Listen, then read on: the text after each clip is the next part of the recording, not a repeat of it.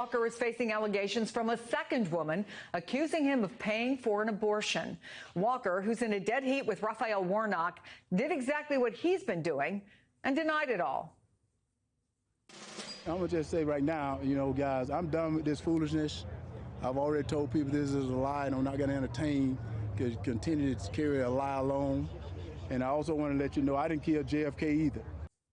I want to bring in NBC's Ellison Barber, who is on the road in Georgia, traveling from one Walker event to the next. Jonathan Allen is NBC's senior national politics reporter, and Tim Miller is an MSNBC political analyst and writer-at-large for The Bulwark. It's great to have all of you here.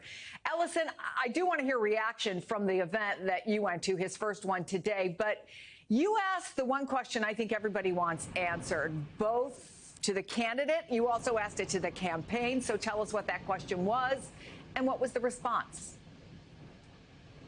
Right, so we were at that campaign stop in Dillard, Georgia yesterday where Herschel Walker came over to cameras and made a statement about these latest allegations after he finished speaking, denying the allegations, saying, I'm done with this foolishness. I asked him, I said, can you unequivocally deny and say that you have never paid for anyone to have an abortion? He did not answer that question. Now, the campaign had told us prior to Walker coming to make those statements that he wouldn't take any questions after speaking with us.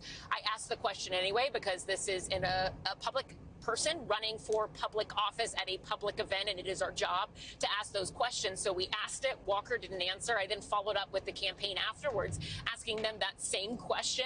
I did not get a direct answer from the campaign either. Instead, what I got was a copy of the press release that they sent out with a transcript of what Walker had said at that event, the sound that you just played. It's been interesting to see how some of this is playing out amongst Walker's supporters. The event we were at earlier this morning in Cumming, Georgia, it's a weekday. Usually you don't have very large crowds at political events during the week. We're about 12 days from the election, if I'm keeping my days straight right now.